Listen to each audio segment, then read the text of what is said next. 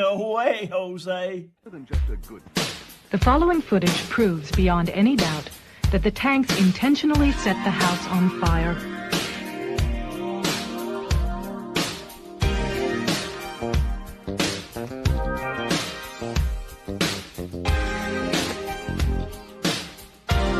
It proves that the Branch Davidians were murdered.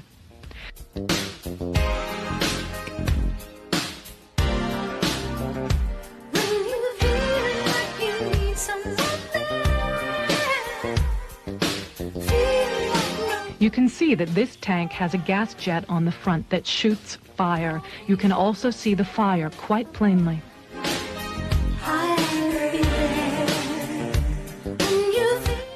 The tank goes into the house twice, and each time as it backs out, the fire at the gas jet is plainly visible.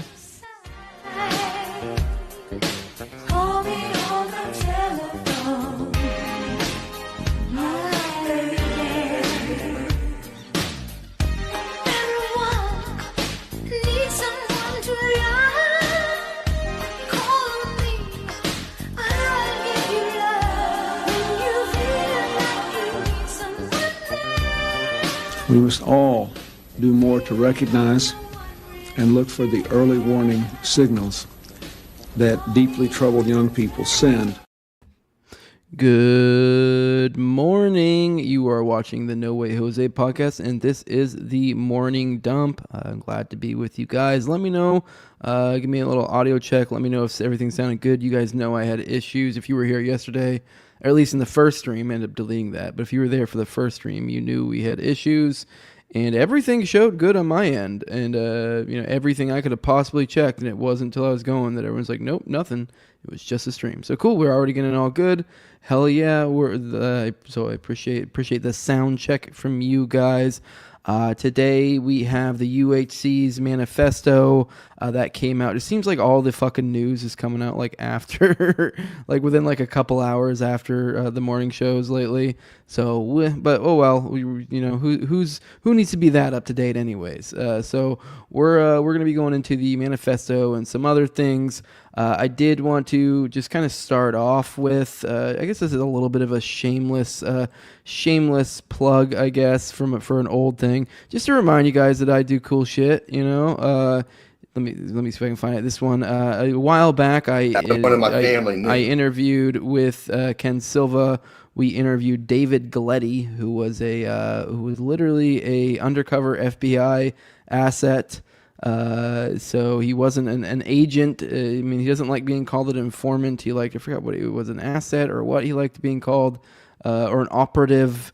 But that we interviewed him, and a lot of new information came out. Well, I guess information that a lot of us kind of already knew, but this is actually from as far as I can tell, the only confirmed evidence that we have out there of pretty bulletproof, like court records, all that stuff of someone, and like literally the person himself saying it. And this guy has been confirmed in court records to be an informant. It's been acknowledged by the FBI that he was creating, essentially, creating Nazi rallies and shit like that, kind of around that early 2000s, 2010s area, like those type of happenings. But let's read the original tweet. This guy right here, Shane Schatzel, which I don't really know much about him, has like 14,000 followers. I don't know.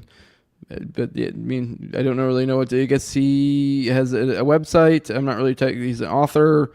So, but anyways, he says, this is why I call every masked racist rally, march, or demonstration a Fed operation. Most of the time, these are FBI phishing methods. The idea is to attract real racists by staging fake public events. And then he shared a picture of, I believe this is probably the headline, or one of the front headlines. Or I don't know if this is one of the places it got reposted on or what, but I believe it's one of the places that Ken's story got posted on. That was like the little title page or front page or whatever. And then it shared the link to his the hidden history of Robert Mueller's right-wing terror factory was the name of that series. It was the part 1 where he went into that, and a lot of that was backed up by the stuff that we talked about. Now I feel like calling all of these things feds is probably overdoing it, but there is something to that. There's definitely something to that.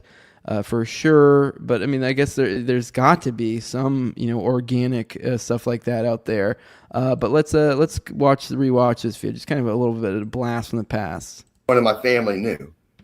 So when I got exposed, it was a big deal for a little while. I'm all over the news, CNN, my hometown newspaper. It was a big deal because at the time, the FBI, just before that, was having me put on Nazi protests. And there was Nazi protests going on across the country that were handled by the FBI and operatives like myself. And that, when I took this step out there, because I had to get the permits in my name, if you check the records, the permits for the Orlando, Florida Nazi protest in 2005 was in my name. And I was all over the newspaper, and people that knew me was like, oh my God, what happened to David Galison? I used to go out with him in high school.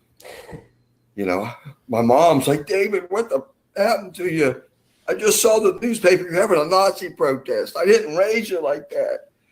And I was all in. That was the first time, where you get your picture in the newspaper as a Nazi and you're having a Nazi protest, you're all in. I had events at my home that I still live in. So yeah, there's that. There's him admitting in his own words that he essentially, was the one who, I believe what was this? I don't know if he said it in that clip, I forget, but essentially he applied for the permit. So his name was on the permit for one of these protests, and he was directly working for the FBI at that period in time.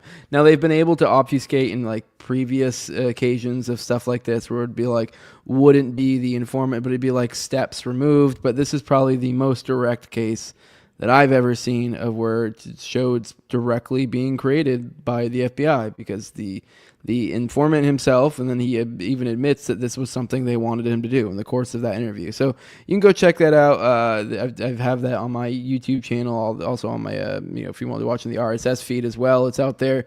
So it's a good one to go check on. It's very eye-opening, because this was from, I believe he's wanted to say he started in like the maybe mid to late 90s. So I believe he took it up like right after the Oklahoma City bombing, like right after that period is kind of when he started doing his stuff. So it's kind of interesting that this provides an insight into kind of how the FBI was operating post Oklahoma City bombing. All right, let's check on the chat, see what you guys have to say. Everyone just saying hi. Good morning to everyone. Everyone's saying morning. Good morning, Tards. The dump before the tower. Oh, yeah, that's right. Tower Gang's tonight. Tower Gang. I'm probably going to be late. Probably be like 45 minutes to an hour late. My kid has wrestling thingy. It's not a meet, but they wanted to have like a family get together and have them all wrestle, kind of like they wouldn't practice so we can watch. So I'll be doing that. I'll be watching my kid wrestle, so that's cool. I'd rather do that than hang out with those fucks anyways. In all seriousness, I would, but I do also like Tower Gang. That was just me being silly. I did, but seeing my kids do stuff like soccer, wrestling is fucking cool. It's one of the coolest things that's going on in my life, for real. So Doctori420 says, did you hear the assassin's mom filed a missing persons report in November? No, I did not. I did not hear that one. That is interesting. I've not seen that one anywhere. So that's a interesting little tidbit to add on to all of this. Let's start. Let's start here. I was debating putting off getting into this stuff, but let's just get right into it. Let's get right into the Luigi stuff. Let's do it. 1 second. Let me present this thing. Let me see. Okay, man, it's having all these tabs up. It's always so hard to find what I'm looking for. Here we go. This is from Parapower Mapping or Cloneypin Gosh, which I keep coming back to. I find a lot of his stuff pretty enlightening. Once again, this is there are definitely a lot of valuable people that kind of come from the lefty parapolitics sphere.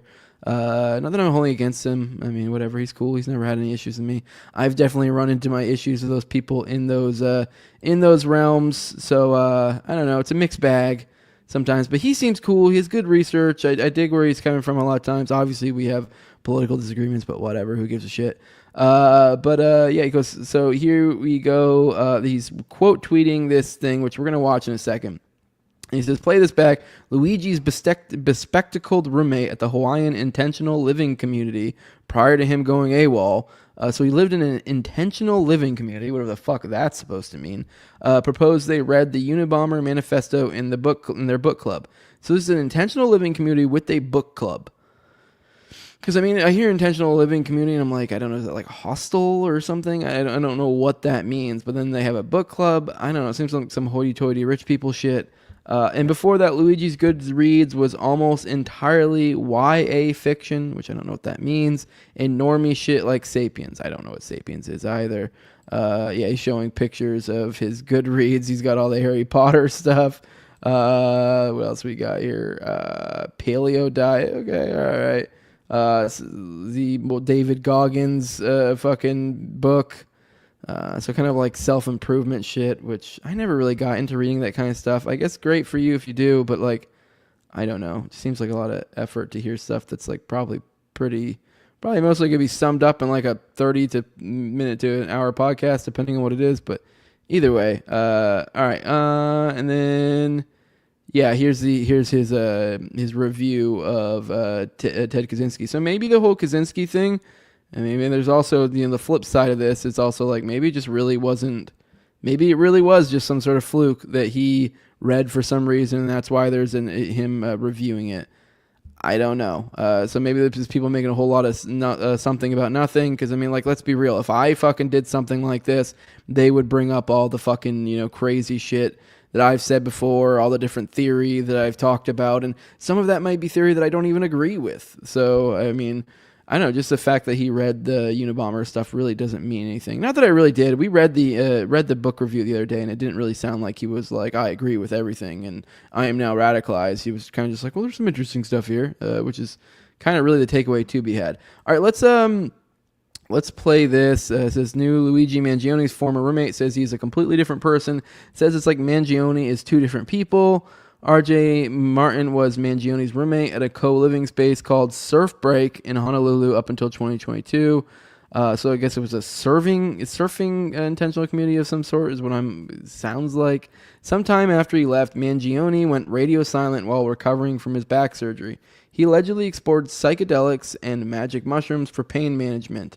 The person I cooked meals with, the person that was part of book club and other activities with it. It's like two completely different human beings, he said. All right, let's play this. It's about 3 minutes long, so a little long, but let's see. Maybe there's some interesting information here. Did this guy do drugs? Absolutely none that I was aware of. We were roommates for about 6 months at Surf Break Co-Living. And the entire time that he lived at Surf Break, he was a great community member. He kind of followed by our values and our ethics to leave things better than you found them. He was always contributing, taking care of other people. And even after he moved out, he came and hung out and contributed to the community, spearheaded a book club. He and I became closer friends, working out, going to yoga classes, playing volleyball. He's the kind of guy who was doing his best to take care of himself despite having some severe back pain and a severe issue. So he had the back pain, but was doing yoga and volleyball and messing around like that. Was this affecting his sex life? So he was athletic as long as he could be. I know there were days and perhaps even a little bit of insight for those who aren't aware. This has been a thing that's been going around, is that his back pain was to such a degree that he couldn't have sex, which I don't know. I feel like any dude out there, if you listening to this and you hear like the athletic things he participated in, like, I get it. You have back pain. It's going to cause issues. Like, maybe it may make it hard to get down a little bit, but you're going to make it work. Like, if you're able to surf and do all these other physical activities, I mean, yeah, maybe you aren't like a fucking sex god, but like you'll figure out a way. There's a will, there's a way. I don't think he's broken. I mean, what are you trying to? Are we trying to imply here that like, this spine injury somehow fucking paralyzed his dick and that's it? Like, let's be real. I'm not buying this. Oh, he couldn't have sex. Now it may impaired his love life. May have made it harder to be intimate, and especially repeatedly over and over again, or for a long period of time. But like, I don't know. I feel like how hard would it really be to find a woman that's understanding of that? I mean, as long as you're able to smash a little bit, I think you'll be okay. I mean, let's be real. Usually it's the other way around. So a guy that's not able to smash as much. I mean, I feel like you're fine. I mean, finding a woman that's like okay with only smashing a little bit. I mean, I think you'll be okay. I feel like it's typically not that big of a deal as long as it's still somewhat going on in a relationship. So. Especially when it's coming from this way as opposed to the opposite. If it's the opposite, I don't know, maybe a little bit different, but like I don't know. I'm not buying this dude couldn't bang, but let's keep going. A week at a time where he was bedridden.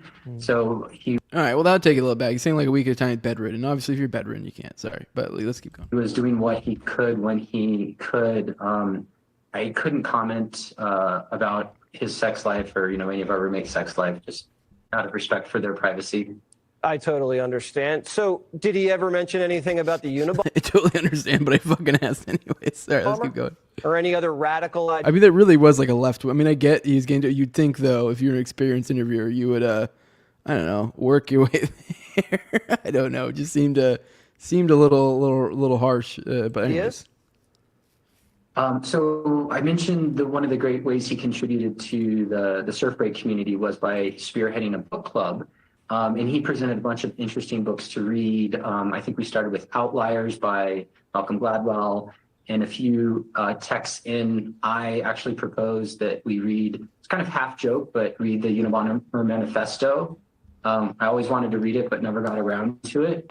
So that was my suggestion. We had a normal discussion, debate around it. Nothing that stood out at the time, no anger, no a special affinity towards it, just, thought-provoking discussion. You suggested reading Ted Kaczynski's book. Why? Why were you interested in that? Oh my God! All right, let's go.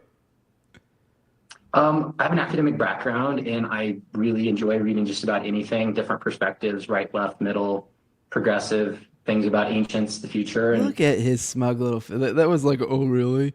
I don't know. Maybe I'm reading too much into that, but it is just like I don't know. It's gay. Let's keep going. Wanted to understand a little bit more about what he wrote, why he wrote it, and maybe some historical context around that. Okay, there's a lot of academic books. That's just interesting that tickled your fancy. Did you turn him on to the Unabomber? It sounds like it. I wouldn't say I turned him on to it, but it was my selection for our book club. Okay, because it really could be as simple as this is a book club thing. It doesn't sound like this was some major figure in this guy's life. I mean, we've only just seen that he reviewed it, said like it was, interesting, and that's about it. So I feel like the people are making much to do about little to nothing here. I mean, I will say what we showed before, the power mapping guy, that is a fair point. That is kind of weird. Now, it is weird if you are like having just kind of boring bullshit fucking books, like normie nonsense, and then just throw in fucking Ted K in there. That's a little weird. I mean, it's obviously that's just you file that under weird. That doesn't really necessarily mean anything more than that, but weird. I'll give him that. All right, let's keep going. The manifesto that we got our hands on cites that quite often. Do you feel strange now that this guy who you lived 6 months with has now been picked up on murder charges? I feel strange because he was a great friend, and I would consider him, a close friend, and that somebody who would assassinate somebody is completely incompatible with the person that I lived with, the person that I cooked meals with, the person that, was part of book club and other activities with. It's like two completely different human beings. Yeah, that's why I asked you if he took drugs, because it looked like he snapped at some point and went haywire, but we'll see how it... All right, let's move on over to the manifesto that did come out yesterday, shortly after our show. Let me pop into the chat, see what you guys have to say for a little bit. It says Emily here saying watching kids do their thing is better than faggot time with Tower Gang. Yeah, for sure. Said watching little boys wrestle is less gay than Tower Gang. That's from Joey Poopbag. Yeah, for sure. By the way, it's not my little boy. I have two girls. It's very odd actually. My oldest, well, she's not 15 yet. She's going to be 15 pretty soon, but I call her 15-year-old just because whatever, it's easier. Well, she's about to be. So my 15-year-old and I have a 12-year-old. And so my 15-year-old's a freshman, and she decided she wanted to take up wrestling. She's never really been too big in sports. She played a little bit soccer here and there. My youngest was always like the big, soccer, like she's been doing that since, shortly after she could walk, like since she was really, really little. The older one just never really got into it. It was her younger sister. She, did a few seasons here and there, and then this year decided she wanted to get into wrestling. And I don't know exactly why. I don't know if it's because she knew I wrestled when I was in high school and something to connect with her dad on. She's a very girly girl. So it is odd. But I mean, I think she just wanted to have a thing. So I mean, I'm good with it, and she's been sticking with it, and so I'm proud of her. It's really cool. I think wrestling is. I mean, hell, if there's anything that I'd like my daughters to skills for them to have would be grappling, because let's be real, like that's probably one of the best equalizers aside from a gun you could have as a woman, like having like something like jiu-jitsu training or something, because allows you to be able to get out of any sort of dodgy situation. Not saying you're gonna win against a fucking 200-pound dude, but it puts you in a situation to where you can probably maybe escape and get away kind of deal. Yeah, so I have no problem with that. It's cool. I also think wrestling's one of those things that like is just good for young people. It keeps its structure. It's probably wrestling of all the sports I ever did. That was the one that had like the most conditioning, was the most like exhausting. So it's great, physically, and I think in a lot of ways too. So I'm excited. I think it's cool, but it was definitely a little bit unexpected. But not a boy. So it's whatever. I read the article here of the missing persons report. I'll have to bring that up on here in a second. We can maybe skim through it. Young YA novels are young adult. Okay, Harry Potter, Hunger Games, Divergent, Twilight. Okay, got it. Good morning. I love the thumbnail. Yeah, I don't know if you guys been noticing. I've been changing the thumbnails every time. I've just been using Grok. I managed to find like a prompt that gave me what I wanted, and then I just kind of copy pasted and just generate a new one every time. I know it's a little bit goofy, but whatever. I dig it. It works. Uncle Ted identified the problem, but didn't develop his philosophy well at all, and failed to identify he was a product of the system. Yeah, okay. Everyone's saying hi. You've not had that. I guess you've not had that kind of pain. I guess. LOL. Yeah, she's referring to the banging. I'm saying like if this guy was active, because they made it sound like this guy was super active. He's also a dude. I mean, let's be real. Dudes tend to have higher drives, so like, when there's a will, there's a way. And like, I mean, I don't know. I mean, and with that, I feel like women tend to not have high drive, so I don't feel like it'd be too hard for him to find a woman to be understanding and them still to have a semblance of a sex life. The idea that this guy is incapable of sex whatsoever or being able to hold down a relationship, I find it a little bit unbelievable. Just seeing this guy. I mean, we've seen him, in multiple perp walks now, moving around. Like, I mean, I don't know. I mean, if you're a dude and you can move, like, let's be real, you're gonna. I mean, that's one of our highest drives out there for survival. It's like food, sex, like they'll figure it out. I mean, unless you're like literally bedridden, I think he's gonna figure it out. Yeah, someone said 80-year-olds are banging their synops. Like they're gonna figure it out. I mean, not to be crude, but let's be real. It seems a little bit bullshit to me.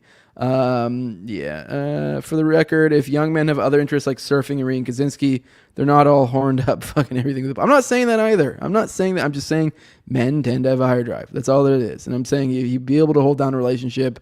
Like, I don't think... Also, and honestly, to this point, too, because everyone likes to make a lot of things about it, the fact that he is like a more highly intelligent, like, has these sorts of, like, hobbies, I wouldn't be at least surprised if he's a guy who's not like obsessed with sex. So like them making this a big thing, and I just do think he's probably capable of it still. So it's like not a big deal to him, probably still capable. Like I don't think I think people are making a lot out of this essentially.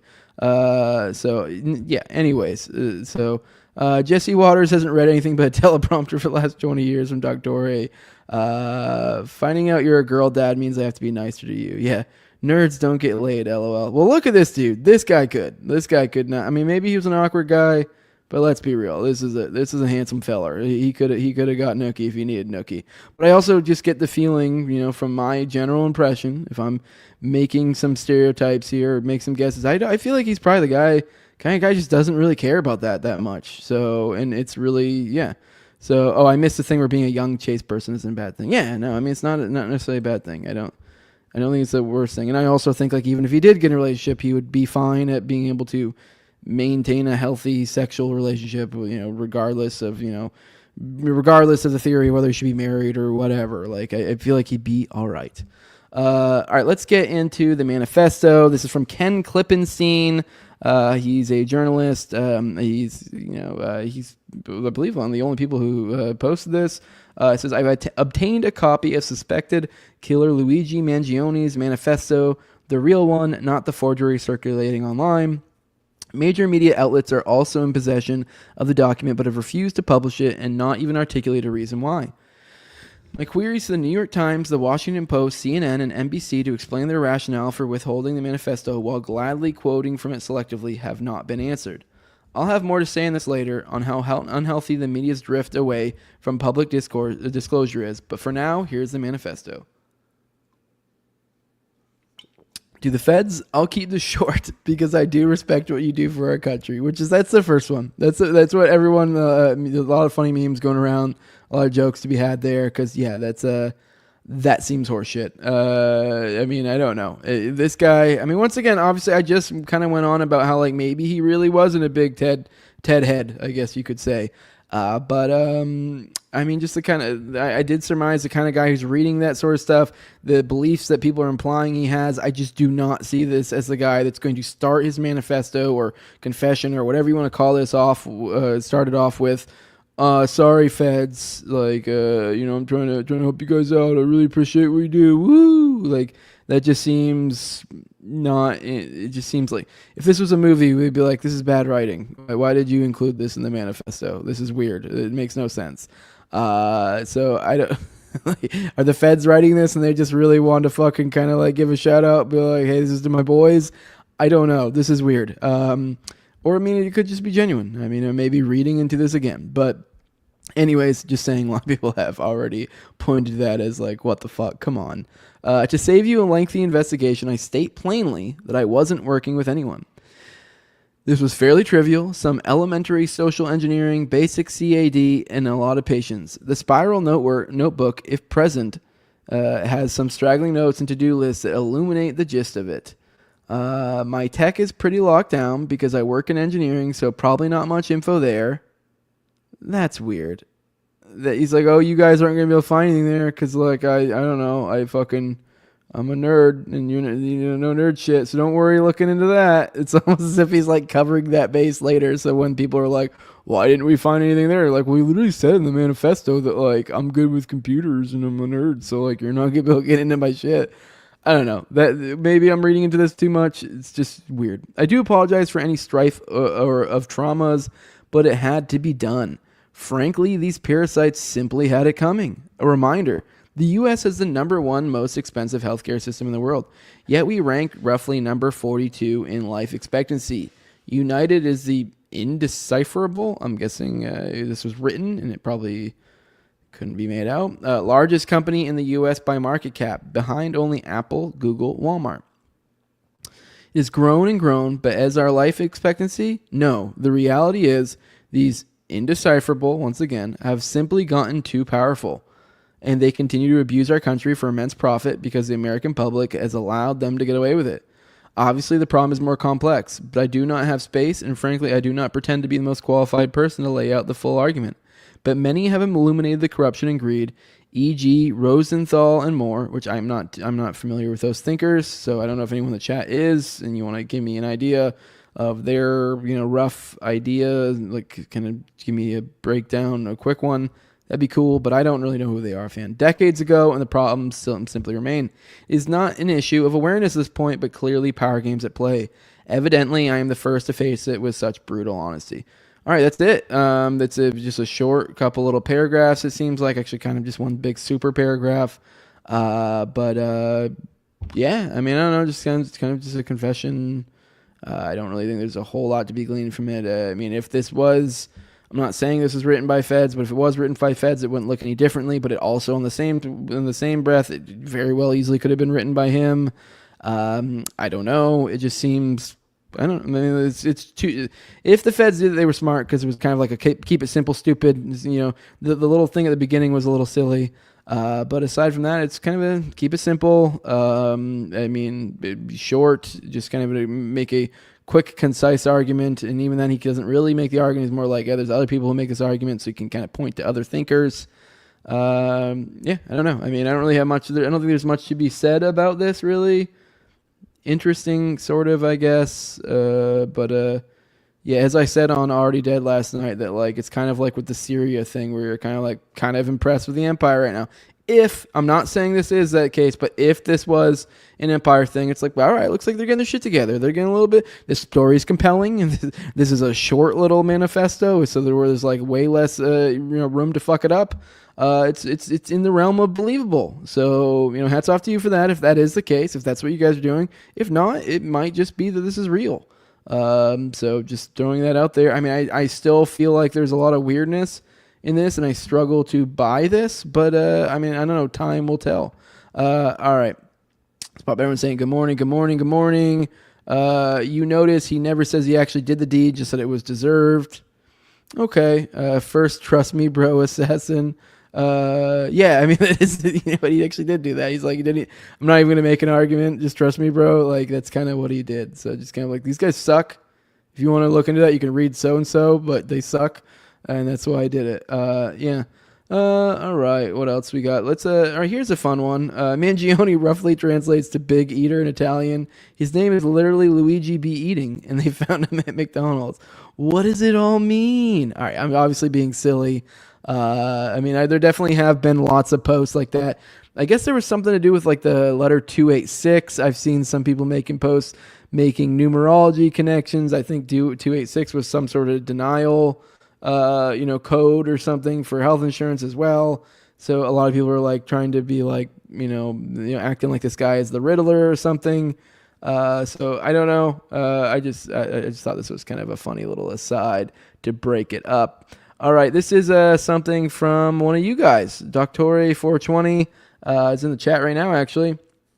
It says, found this too. This reports the back problem not as a surfing injury, but a lifelong problem that he finally went to get fixed while living in Hawaii. We got Schizo Factory in Hawaii, which the lifelong problem, that interests me because, I mean, the way that this is being framed by many people is that this is... he is upset about his back issues, and that somehow this ties back into the United Healthcare, making him, kind of showing where he has his grievance with the healthcare or health insurance industry. But the odd thing is it's lifelong, and as we've talked about yesterday, this guy comes from big money, so it's just like doesn't make sense. I mean, I don't. I mean, at least at the very least, that the back is the thing, because it's like this is something he's supposedly been dealing with for a while. But yeah, I guess he was finally went to get fixed while living in Hawaii. We got Schizo Factory in Hawaii. And I'm not sure what you clipped this from, Doctore, but I will read it real quick. Actually, you know what? Funny thing, I scrolled up, and that literally the thing I didn't do this intentionally. This is completely just a synchronicity. The whole 286 thing here, Doctore actually shared it in the same thing before. So yeah, that's the one I didn't read, but... yeah, there it is. I mean, I'm not going to go through all that. This one just seems like schizo shit to me. Maybe there's something there. I don't know. I just generally stay away from numerology because you just get so lost in the sauce. Even if it is true, it's like, unless it's really simple, like, I don't know. You're almost better just to stay away from it before you lose yourself in the numbers. Yeah, let's, I'm not sure where you got this from, Doctore, but I'm going to read it anyways. It says, at Surf Break, which is that intentional living community that we talked about, they mentioned earlier, which I don't know what the hell that means, but Martin learned Mangione had severe back pain from childhood that interfered with many aspects of his life, from surfing to romance. Sorry. So, I mean, I guess that would, as we did kind of talk about earlier, it could impede on it, and that may cause issues, but I just struggle to think that it's not something you could get by, and like people are acting like he's like literally broke dick. All right, Mangione left Surf Break to get surgery on the mainland, Ryan said, then later returned to Honolulu and rented an apartment. So supposedly his disappearance to Hawaii was to, I guess, go surfing and to get his back fixed. So Martin stopped hearing from Mangione 6 months to a year ago. All right, so this was a while ago. All right, let's pop back in the chat, see what you guys have to say. Everyone's saying good morning, good morning, good morning. Yeah, I think he was a sacrificial Fredo around Baltimore. People are talking about his family's ties to organized crime. Yeah, I don't know about organized crime. I mean, we did talk about yesterday how his family is tied into they own a string of nursing homes that have a very bad reputation. So, that's not a good look. Also, I mean, his family does. I believe he also comes from real estate money because his grandpa was buddies with Nancy Pelosi's dad, and he was some sort of real estate something or other. I would assume he made good money just kind of palling around with that sort of company. I could be wrong, making some assumptions here. So chronic pain plus medical refusal equals CEO must die. Alan says broke dick will make you print a glizzy. Yeah, for sure. No Pokemon are prophetic as foretold as season 6, episode 9 of Pokemon Battle Frontier. Ash shoots G and Vonnie in the face with I'm lying. Okay, yeah, I'm guessing just playing jokes off of that. All right, here's this video of what this. Let me see what this chick has to say. I listened to this earlier, and she kind of captures a lot of what I'm saying. There's some somewhat newer information and photos, so I think it's worthwhile. This is Shipwreck at Shipwreck Show. So you can follow her on Twitter, give her a follow for that. All right, let's watch it. One of these things is not like the other. Lots of these things are not adding up. Who the fuck is that? Well, that, my friends, is Luigi Mangione, and that photo was taken in the McDonald's to which he was arrested at right before he was arrested, where the person that thought he was the killer of the CEO of United Health recognized him by his eyebrows. It was like, bro, look at them eyebrows. That's got to be the guy. Good kid, great student, good family, went to a private school, cost $4,000 some odd dollars a month, went to school and got his master's and his bachelor's degree in techie stuff. Social, friendly, loved his sister. Then ghosted everybody about 3 or so months ago, and then came out and is now the accused unaliver of the CEO of United Health. The man who calmly walked up in broad daylight in front of every CCTV camera available in the area, in front of hundreds of witnesses, and pew-pewed that man, who was then eventually caught and arrested, and then was so scared about being arrested he wet his pants. Calm, cool.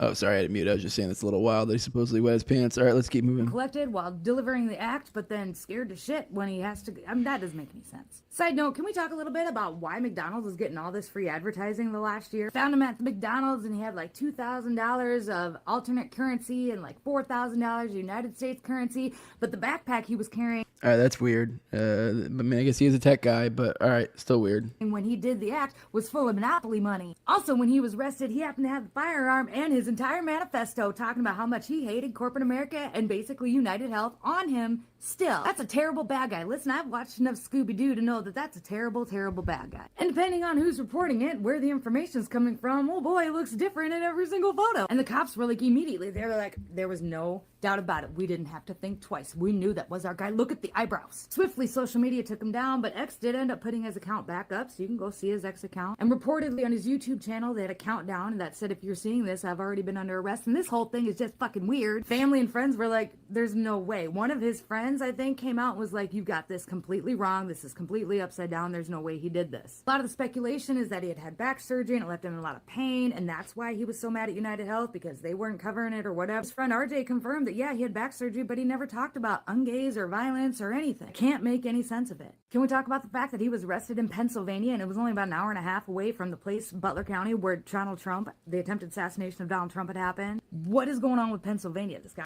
I mean, that doesn't really mean much, but yeah. I was arrested in Pennsylvania. Donald Trump's attempted assassination was in Pennsylvania.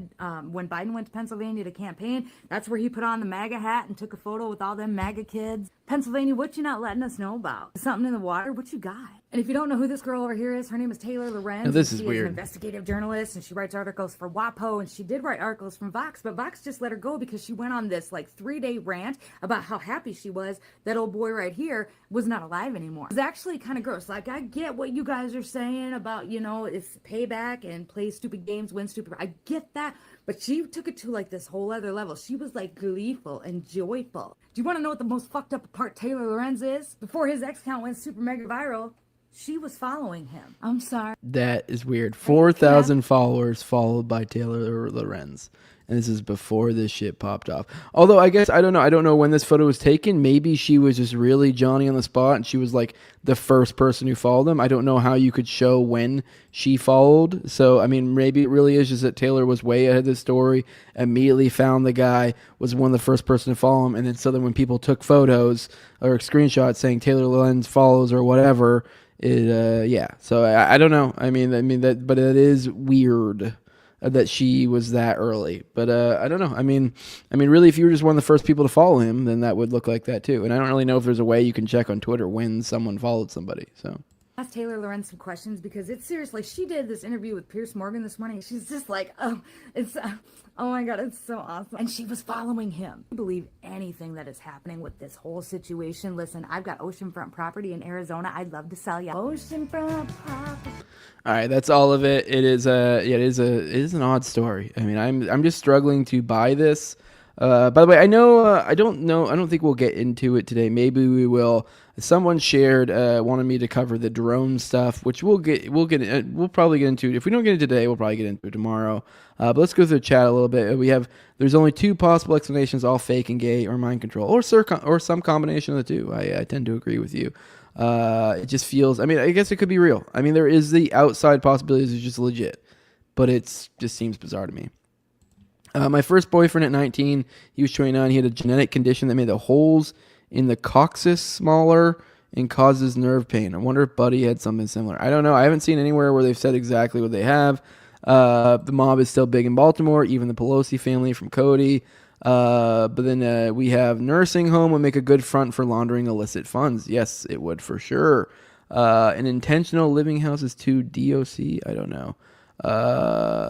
I said, sorry, Jose. I see your show is more factual, and I don't want a disinformation all over the place. I'll save it for TLC. Oh, I don't care. I mean, you were saying Pokemon was prophecy. I wasn't going to buy that too much. Let's be real.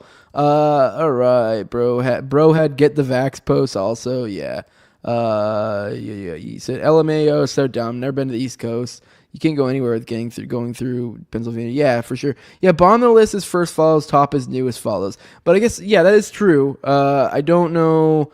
At least on my phone, I've never messed with it on desktop. It only allows me to go back so far. And at this point, this guy has something like, I want to say he had like 40,000 or 100. He had so many now. So, I mean, trying to suss that out now would be kind of hard. And also, really, all she would have to do is unfollow and refollow if she was that concerned about that. And now she's at the bottom again, or at the top again. I have no idea. I mean, maybe it'd be worth looking into for someone out there. If you're able to check that, maybe it's something you can do on desktop. I'm unsure. All right, let's look at this. This was I don't know if this was when he had his first appearance in court or just one of the couple times I think he went in from one area to another, one holding facility to another. But let's watch this. This one is a little weird, a little weird. Let's do it. Oh shit! 1 second. Down.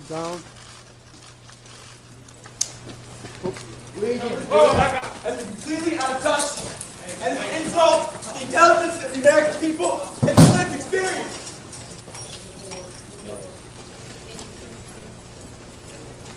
All right, that's that. It's kind of hard to make out what we're saying. By the way, this was shared by Luke Witkowski. It says, and then he shares, but here it's completely out of touch. It's an insult to the intelligence of the American people. I mean, I'm not entirely sure what that could mean. That could mean multiple things. I mean, there have been people who have been apt to point out that I believe it was God, what's his name? I forget his first name. Paul Fatigue, I think. I don't know. I think he's done some Cold War research type stuff. I saw he shared a post with Oswald and this guy and was kind of like, hey, get the word out quick because your time's, I forget the exact how he worded it, but your time is limited. And that is true. I mean, we haven't really heard anything from this guy yet. It's all very much a trust me, bro. All this guy would need to do is be, rubied, and boom. They're able to obfuscate the information. So now, is that what this is? An insult to the intelligence of the American people? Is he alluding to that he's being set up? Is that the case, or is this just some verbal rampage against the elites? At least the way he sees it. I'm unsure. Obviously, that's all we got. So. Hopefully, I wish we could get this guy on a podcast somewhere because I do want to hear what this guy has to say. I want to observe his mannerisms, try to suss out some more information. So, I mean, I don't know. These takes right here. We were watching someone who took too many mushrooms and fried his brain, having an extreme manic state. Maybe, but you don't fucking know that. Like, I hate this shit. Like, dude, you don't fucking know. You don't know. And like I'm hedging everything in disbelief. this is just stupid. Like, oh, he took too many mushrooms. What do you have to base it off of? That he had a fucking tweet that said he liked mushrooms. Like, it's just stupid. Like, it's just stupid. I don't know. I mean, I'm also kind of like annoyed with all these takes where like, oh, he's just a stupid lefty.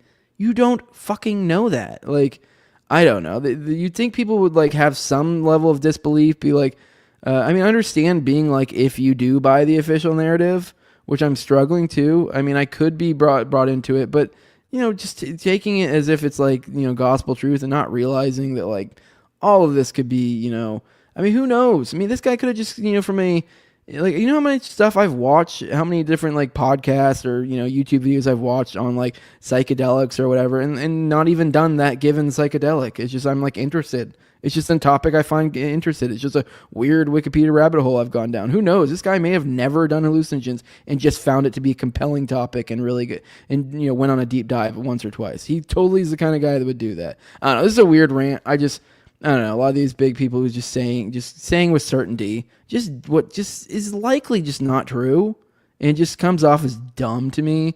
I don't know. I mean, I don't even have an issue with the quartering. I'm just saying that's just gay. Just gay. All right. All right. Let's pop into the chat.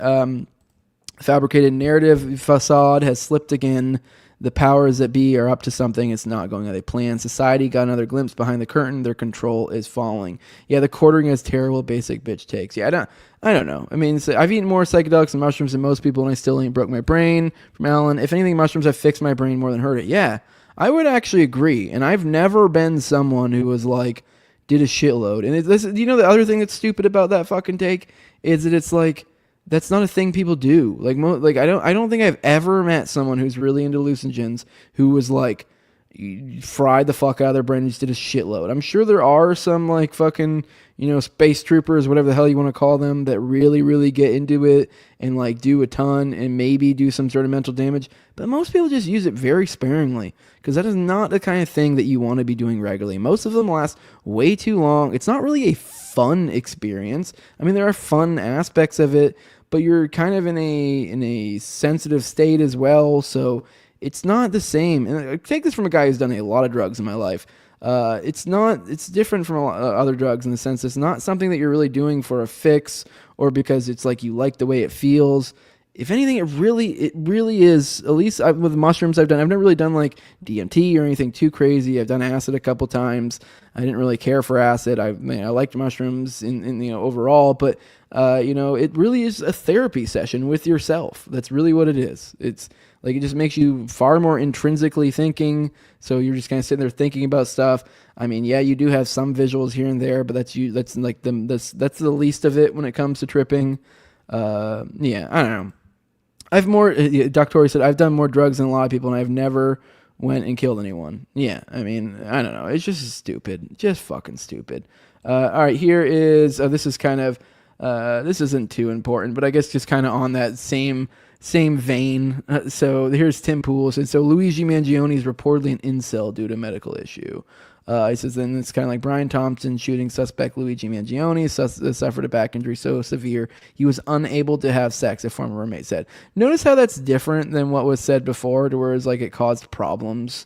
Because like you could say it caused problems in your sex life, but unable, that's a differing level. Now, I don't know what the original statement was, so I don't know to what degree that's really twisting truth. I still, once again, struggle to buy that. I don't know. I mean, I really feel like this guy probably was able to carry on relationships in a functional life. I mean, don't get me wrong. I'm sure he had his hurdles to go through, but the idea that this is some major issue and that then this somehow also then transfers over to hatred for health insurance CEOs just seems a stretch. But yeah, I don't know. Anyways, I mean, I'm only bringing it up just because kind of that is the angle people are going with. I'm getting a lot from like people like the Tim Pools of the world of like, oh, he's just a stupid fucking lefty with stupid fucking ideas. And you're like, I mean, maybe. I don't know. I mean, I also do think to some extent these huge corporate overlords, you know, to some extent, like, yeah, you are the fucking problem. I mean, I'm not saying this is the right thing to do, but like, I am not upset about it. I don't fucking care. Like, I just don't. I mean, I feel bad for the kids, but like, aside from that, I cannot muster up a fuck. And not to say that's a good thing. I think it's even questionable whether, because I had this whole topic yesterday about how there are situations where it could be morally permissible or within your rights or whatever you want to say to, do harm to someone because it is protecting yourself. Because, for example, taxation is theft. And so therefore the government by its existence is infringing upon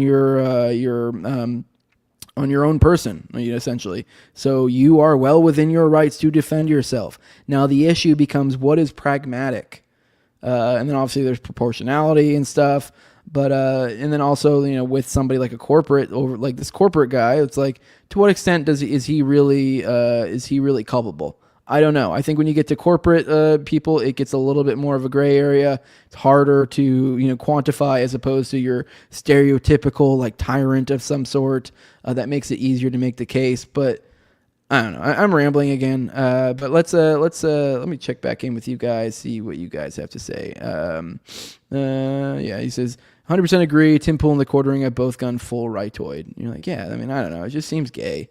It seems all really gay. And it's not to say I agree with what he did at all.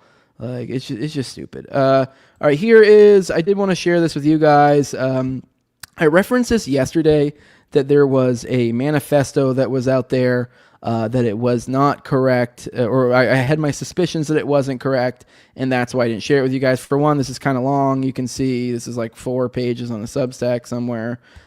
So I was like, it's long, and I also had some impressions that it was fake. For example, see, here's the community note itself. This is fake. The real manifesto is only 260 words, handwritten, and was on the suspect when he was arrested. Now, to be fair, that could be fake too. So, and this one could be real. I don't know. I haven't read this one, nor do I really intend to, because I do. I'm very suspicious of his authenticity until something else comes out later that seems to imply maybe this was the legit one. I'm just not even going to bother. But this also was, I believe, 2 hours after he was arrested is where I read somewhere else. There was other, because I guess when you click on these community notes, you can see other community notes. And within these, supposedly, according to the community notes, it was, I believe, 2 hours after the arrest when this got published online. So it's like, I mean, I guess, sure, he could have had some sort of dead man switch, but it just seems more like it was some sort of forgery. I don't know what angle people would have just for fun. There's all sorts of reasons someone could do something like that. Yeah. All right. Let's pop in over here on the Luigi Mangione updates. I would say if you are wanting to just keep a kind of peruse with the latest, this is probably one of the best places to go. Although I did mention yesterday that I believe this is run by a girl who's all horned up for Luigi. But you know what? If anything, that just adds to the allure of the account. I find it kind of funny, kind of endearing. It makes me giggle. And so here, new court order reveals that the sagacious Luigi Mangione has been denied bail as he fights extradition. Now that's, I believe, like the newest one, the newest thing. He has been denied bail. That's the current situation right now. Here's the court order. I'm not going to read that. So yeah, I guess he's also gotten Twitter Blue recently, which is kind of like, I don't know how that happened. But yeah. Real quick, I do want to, I'm going to find the article real quick because it was shown earlier. Here we go. This is shared from Doctori420. Says, God damn it. Fucking leave me alone. How do I get out of this? Fuck. Back home. Oh, you son of a bitch. Never mind. Maybe I can't read it. It says report. Oh, you son of a bitch. All right. Well, it's not going to let me do it, but I can read the fucking, read the title. My bad. Well, shit, man. That's gay. That is really gay. Yeah, this is the missing persons report. We can't read it. Sorry, guys. That is my fuck up. I guess no, it's not my fuck up. I couldn't have done anything better there. But yeah, that was just the article that was saying that his mother fucking put out a missing persons thing. So well, fucking A. Hadian, I used to be really into psychedelics. One time I had a mushroom cap that weighed 13.2 grams. Hell, I once took 3 LSD tabs and smoked a DMT-laced bowl. I blasted off, but my brain still didn't break. Then he's showing remove paywall. I'm not gonna set that all up with you guys here. That just seems inconsiderate of you guys' time. All right, guys, that's about all I had to cover. I was debating whether we get into the drone stuff today. But we are about to move into the portion of the show where we've been doing lately. We're like the last half hour, give or take, where I've been reading a piece. And the piece we've been reading lately is Beyond the Dutroux Affair. I think I might keep this format going forward. So in the future, I mean, we still got quite a few pieces, parts to this, but I'll probably find longer form articles on deep dives on whatever topic I want to get more knowledgeable on. And then I'll bring you guys along for the ride so you can get knowledgeable along with me.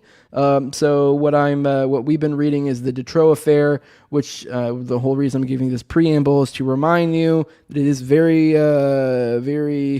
it's not for people with weak stomachs. And to the extent to where like I have already throughout this multiple times not read the stuff because it is dark shit.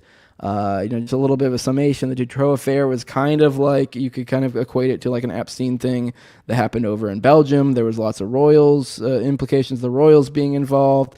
There's Gladio connections. There's, very dark stuff. And it goes, whereas the Epstein stuff was far more focused, at least colloquially speaking, when you look at it from a news perspective of what they were saying, it's far more like, oh, these were just some fucking 15, 16, 17-year-olds, and these businessmen just like young girls, and like, don't get me wrong, that's still disgusting, but that's a very different thing from when you were talking about small children, whereas the Dutroux Affair was definitely small children. Now, I gave that whole I said the whole thing about like colloquially because I do think there were the small stuff probably in the Epstein thing. That's just not this type of stuff that made the mainstream, so that like the mainstream understanding is it's more like a essentially teenage girls, whereas like the Dutroux Affair, like they weren't even really able to do that. I mean, it was like young girls. We're talking like, I mean, don't get me wrong, there were older ones as well. There was like people and they're probably like, late teens, but it was like, 8 to late teens. So, and then even then these people, it was almost like a generational thing. These people would stick around in the network after, but that's what we're reading right now. Whoa. Sorry, I just fucking... Whoa. Oh, wow, that was weird. But yeah, we're going to the last... going to be reading about the last individual that X1 of the X dossier. She was the first identified witness to all of this stuff. This was the stuff they put in their dossier in their investigation, and this is her out of 4 different supposed unalives that she saw. This is the last one. We already covered the first 3. We're going to read through the last one now. So I'll bring in you guys along with me for that. And this is Katrienne de Kuper from the Antwerp region. The 15-year-old Katrienne de Kuper disappeared in the evening of December 17th, 1991 in Antwerp after having been seen making a phone call on the Café Les Rotis. The truck drivers, I guess that means in English. She was found unalived 6 months later on June 22nd, 1992. That was when I was 1 year old and 1 day. The autopsy showed that she had been unalived soon after her kidnapping. Those responsible were never caught. On February 2nd, 1997, X1 recognized Katrienne de Kuper from a series of pictures shown to her. She explained how this girl had been taken to a castle and was unalived by a group of individuals that included Tony, Nihul, and Booty. Before she was unalived, X1 had noticed that Katrienne lacked the routine of the more experienced girls. She thought this girl had been recruited by Tony. After X1 had given a description of the castle and the route she had traveled, the investigators were able to find the domain in question. Castle Kattenhof in Gravenwezel, owned by the Decaters family. It turned out that this family owned property in Knock in streets where X1 had already pointed out some apartments where she had been abused. That was gross. I think I accidentally spilled coffee in my face. I hope you guys didn't see that. I thought there was way less in the cup than there was and just shot it into my face. All right. Dark stuff. I can't be giggling. I'm not giggling this, obviously. I was giggling. I just dumped coffee on my face. This is awful. Baron Patrick Decaters, a co-owner of the Decaters domain, is a member of Cercle de Wallonie, together with Etienne de Vignon, Prince Philippe de Chimay, Count Jean-Pierre de Lainotte, Vice President Cercle de Lorraine, Elio Di Rupo, and Aldo Vastapane. All these men have been accused of child abuse at some point, although it must be stated that some of the accusations are more reliable than others. Additionally, next to the Decatur's domain, the castle of Axel Vervoort can be found. Vervoort is a famous art collector who counts international pop stars and businessmen among his clientele. He, too, has been accused of PDF file stuff. More on that later. The description X1 gave of Catriona was not the most convincing in the world. Although the length and hair color of the girl she had seen did approximately match those of Catriona de Cooper. In any case, the conclusion the investigators appointed to the specific sub-dossier that Catriona de Cooper in no way could have been X1's Catriona is definitely exaggeration. However, the most telling aspect of the X1 Catriona de Cooper case is not the conclusion of the researchers. During the observation of Tony Vanderbogart, X1's former pimp, it had become known that this person was in continuous contact with a gendarme officer from Antwerp. They would regularly call or email each other. But interestingly, after this fact had already become known, this particular gendarme officer was appointed to a leading position in the investigation into this same Tony. Debates and his team reminded their superiors that this was an obvious conflict of interest. However, no changes were made, and this gendarme officer became one of those responsible for dismissing the possibility that the Catriona described by X1 couldn't possibly have been Catriona de Cooper. Another interesting fact about the Catriona de Cooper case was that in mid-1999, when the Dutch police put together a catalog of pictures found at the Zandvoort home of PDF Gary Ulrich, there was a photo in there of a girl which closely resembled Catriona de Cooper. A certain type of photo, I didn't say the word, just so you guys know. Among the pictures and documents found at Ulrich's were older forms to make requests for specific forms of CP. You guys know what that means. An investigation showed that Ulrich regularly donated large sums of money to a post office box located above the cafe in Antwerp, the truck drivers, where Catriona de Cooper had last been seen making a phone call. Two Dutch films of a certain kind were located at this address, Studio de Pa and X-Kiss. Whether or not Catriona de Cooper was found among the pictures in Ulrich's home in 2004, the district attorney's office in Antwerp closed the case by stating the picture in Ulrich's home was a boy, after having been shown another picture, allegedly a Photoshop of Catriona with the body of a boy.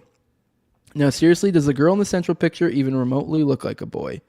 The Catriona de Cooper case may not have been as powerful as the previous three, but it certainly remains interesting. And also, in this case, there's evidence of cover-up. Okay. I'm trying to see if we should read on, if there's too much there. Fuck it. We'll read on a little bit here, because this was shorter than I expected. I do want to refer to, they said, let me see, the pictures on the left and the right show Catriona de Cooper. Sorry, I'm only looking at this because they mentioned something about the one looking like a boy. I will be honest, you could easily tell me that could be a boy, so I know maybe there is something to that.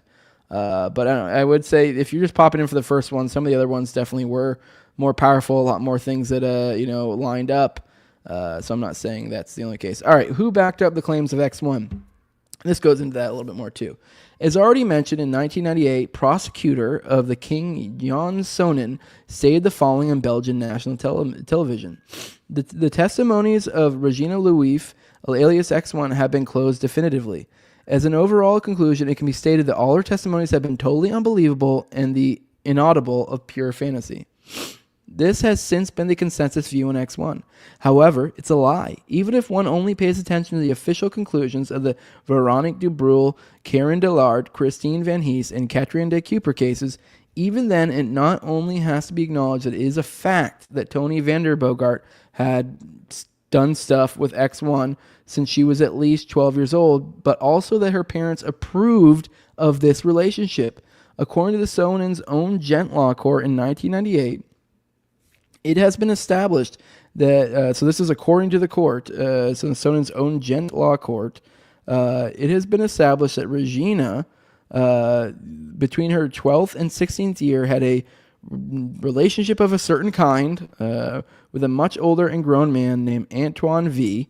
Her mother knew about this, allowed the relationship, and even encouraged it. Her mother at least felt a platonic love for the same V. This was the unescapable conclusion from information provided by X1, followed by confrontations with Tony and her parents. However, after these three were forced to admit parts of X1's story, they had to come up with an excuse. That excuse became that X1, as a 12-year-old girl, had taken the actual initiative for the relationship and had pressured her parents into giving Tony a key of the house. All right. As lame as this excuse may sound, Sonnen and the Gent Law Court were more than happy to incorporate this excuse into their final conclusion as an undisputed fact. Regina had this relationship with her consent and not against her will, as if that's something a 12-year-old could do. I guess we're dealing with another country, so they may have different laws, but still, I don't fucking care. Sonnen's aide, substitute magistrate Nicole de Rock, repeated this fact, quote unquote, on national television and added that these events had happened too long ago for Tony still to be prosecuted. All right. Yeah, that's wild. If you read the newspapers, you would think otherwise, but X1's statements about her childhood in Gent and Knock have been confirmed by many witnesses. Here's a list. 1. Tony. He admitted himself that he had done stuff with X1 since she was 12 years old, ignoring the testimonies that he had already, raped her at her grandma's house almost a decade before, and that he had been given a key of the house to enter whenever he pleased. X1's mother, besides admitting their 12 or 13-year-old daughter had pressured her into giving Tony a key to the house, she confirmed their daughter indeed had a relationship of a certain kind with Tony. X1's father admitted that Tony had come into the house a lot more than he had previously stated. Also admitted that Tony picked Regina up from school and that he took her places. Marlene de Van Herreweg, classmate who X1 said should have seen some of the abuse in Knock and Gent. Marlene didn't confirm the abuse in Knock, but did say that there were contacts of a certain kind between X1, that Tony, the mother of X1, and the housekeeper. Corinne Verniers, housekeeper of X1's mother in the 1980s, who apparently didn't do a very good job, as the home of X1 had generally been described as dirty and messy. Pregnant for the first time when she was 18 years old and ended up with 4 children from 3 different men. She was in therapy for a while. Now, keep in mind that throughout these, I forget the specific circumstances of X1, but with multiple of these people in the X dossier, a lot of them said that this was something that their parents or grandparents or their family in general pushed them into, this network, essentially. So keep in mind this housekeeper, I find that particularly interesting, that the housekeeper was an 18-year-old and she got pregnant then, has had multiple children. So what is going on here? It seems like what I was talking about earlier, what happens to these women or even the boys when they get to an age that's an adult age? What happens to them? This very well might be what we're looking at. Unaware that a camera was taping her confrontation with X1, Verniers accidentally confirmed during a break that Tony, the mother, and X1 all had relationships of a certain kind with each other. Gross. She also stated that she didn't believe that X1 was lying. After X1 pushed a little bit, Verniers also confirmed that she suddenly left the house after there were indications that her 18-month-old child had been abused. When investigators tried to interview the by then 16-year-old daughter, the confrontations ended in panic attacks and denial. No follow-up investigation was carried out. In March 1997, investigators found out that Verniers had a lot of phone conversations with Marlene Van Herweg. On one day, Verniers received 38 telephone calls from acquaintances who had also contacted Marlene that same day. The investigators suspected that an effort was made to get the stories of these 2 women straight. All right, Odette, which is a pseudonym. Odette was a mistress of Tony V in the 1980s. She confirmed that Tony often visited the mother of X1 and that she assumed that Tony had an affair with her. Odette, I myself was kind of hungry for stuff, and like Tony, there was no one better in bed. He tried to get to know everything about you. He liked to give people the feeling that he could blackmail them. I don't know what to think about the whole X1 affair, and I find it hard to believe that Tony had something to do with those child unalives. But still, when I read the book of X1, I cannot deny that everything she wrote about Tony is accurate down to the smallest details. That was a shock to me. Now, keep in mind, I'm not trying to be crude, but the sort of details that if you actually get into the dossier, I have seen bits here and there, and some, and even in this article, where they do get very, very, very graphic and descriptive to the point where I'm like, why are you telling me this? So the idea that that one of the lovers of Tony V who is being alleged throughout all this to have had some sort of untowards relationship with X1. X1 likely described lots of things, intimate things about him in detail. And the idea that Odette said that it's accurate down to the smallest details, I find that to be worthwhile information. Or X2. At least 2 of the locations in Knock where X2 claimed to have been abused were also pointed out by X1. Another street designated by X2 faced the hotel of X1's grandmother. Additionally, some of the abusers mentioned by X2 turned out to be the same as those mentioned by X1, like Van den Boynients, Baron de Bonvoisin, and the Lippens brothers. There appears to be some confusion whether or not X1 recognized X2 from a picture. X3 mentioned Van den Boynients, an abuser that was also reported by X1 and X2. X4. X4's parents lived next door to one of the locations where X1 said she and Karine Delart had been abused. X4 correctly identified both Chantal S. and Natalie C., youth friends of X1, as victims of the abuse network. In turn, Natalie W. identified by name the mother and a sister of X4. X7, who's Natalie C., confirmed that she was the best friend of X1 from the ages of 10 and 14, that she knew about X1's relationship of a certain kind with Tony. She told her about her abuse since the age of 12, and some of the abuse that she knew about the relationship between Tony, the relationship of a certain kind, and the mother of X1, that she had visited the house of X1's grandmother, and that she was forbidden to visit the first floor there. Natalie W. X1 identified Natalie W. as a victim of the network and apparently situated her at the SEX club Les Atrebates in the early 1980s. X1 also recognized her father. Natalie W., on the other hand, correctly identified the pimp of X1 as Anthony and as a friend of Nihul, whom she also knew. Apparently, both X1 and Natalie W. independently referred to Nihul as Mish. Additionally, X4 identified Natalie W., while Natalie W. identified the mother and a sister of X4 by name. Chantal S. confirmed the abuse of X1 at her grandmother's Hotel Villa in Knock. She remembered only one name, Monsieur, which turned out to be correct, judging from X1's testimony. Like X7, Chantal gave many details which could be found in the testimony of others. For example, that she was forbidden to cry during the abuse, or that she was not allowed to go to the first floor. X4 recognized Chantal as a victim of the network. Anja D., classmate of X1 in the early 1980s, knew about relationship of a certain kind with Tony and that he brought her places. Christelle M., classmate of X1 in the early 1980s, confirmed X1's relationship with Tony and that X1 had been made pregnant by this man. Indicated that X1 knew Karine Delart. 15. Fanny V., which is a pseudonym as well, classmate of Karine Delart, confirmed X1's story about Karine Delart and stated that X1 had the same introvert attitude as Karine. 16. Parents of a classmate. In 1979, X1 mentioned to a classmate the abuse that was going on at her grandmother's Hotel Villa. After this girl told her parents, X1 was invited over to retell her story. Knowing that X1 could never know all these details without having experienced them, the parents informed the principal of the school her daughter and X1 went to. X1 went to the principal, a nun, to repeat the story and show the bruises on her neck.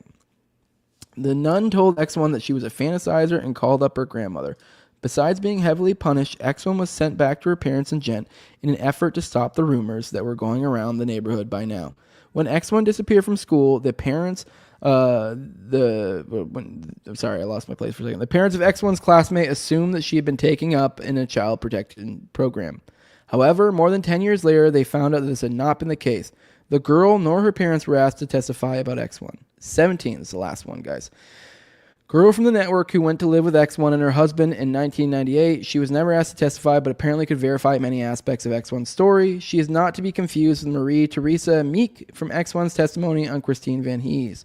All right, looks like next time we'll go into dismantling the investigation, which is a pretty good little long one, so I'm not going to start that now. So this looks like where the investigation starts to fall apart, because we're at the point where we kind of went into all the information. You're kind of like, why the hell did this all fall apart? This seems pretty wild. All right, let's pop back into the chat. Jose, I have a drinking problem. It was coffee, okay? Morning Q Bertimo, morning dump is what I'm dropping as I text these very words. Well, that's nice, pal. Well, guys, it's been nice to be here with you today. I'm not going to go any further. We'll be back tomorrow, probably about the same time. 10 Eastern. So hopefully you guys show up for that. I should be having another one Friday, so one every day. Don't forget to be like tagging me. If you see something that you're like, you want me to cover, I'm probably going to cover either tomorrow or Friday, depending on what other information comes out. The whole drone stuff in New Jersey. I mean, I don't know to what degree I'm really going to cover it, but at least address it. I know everyone wants me to. But point being, as what I'm getting at is, if there's stuff out there, things that obviously are within my purview of things I'm interested in, tag me. Tag me on Twitter. I will know that it's probably for the show. You can even say it's for the show. Or if you're in the Telegram for Tower Gang, you also can. There's a tab in there for the morning dump, so you can drop stuff in there, or just tag me in social media, and I'll be able to go, oh, this is something we should cover on the show. That's what this show is very much becoming a lot of. Also, you've seen I'm able to bring up links in the chat. So if you, especially in Rumble, I don't know if that works on YouTube, but if you in Rumble and you drop a link to an article, I'll depending, if it's pertinent, I'll bring it up. So the show can be what you guys want to be. You guys help create the content here. But I do appreciate you guys showing up. But like I said, we have probably another one tomorrow, another one Friday, so 5 days this week. I do have on tomorrow night, I have someone joining me for a paywalled episode. So if you want to get early access to that, or if you want to even be able to watch the episode I have with William Ramsey on Aleister Crowley that will be dropping on Friday, you can get to it now. And you can get that early at patreon.com. Just know it has A2020. The lowest level is $2. That gives you those early episodes, which I do about one of those a week. I do one that gets held back for about a week. So if you want those early episodes, or if you want to be one of the talking heads in the video call portion of Already Dead alongside me and Austin, then that you can do that at the $2 level. The highest level is my sponsors. I read them off every episode. I have my co-host on Tower Gang at Tower Gang Toad. I have at Abrogate D's, at ZOVERACK, at _Infinite Zeal, then Jacob Daniel, the Biblical Anarchy Podcast. You can follow him at Biblical Anarchy. Then have Tim Tuttle. You can follow him at Jolly on Klebo. Then Will Bell is Delicious Blueberry Rabbit Eye Wine. And the big fan of the show at Real Josh Elliott. And also Torin May. I appreciate you guys supporting me, doing what I'm doing. If you guys are listening on audio podcatchers as well, be sure to leave a review. Ideally 5-star. In the future I may start reading those, especially on iTunes. But whatever podcatcher you listen to me on, I would definitely prefer or appreciate it. So like, share, subscribe, comment, all that good stuff.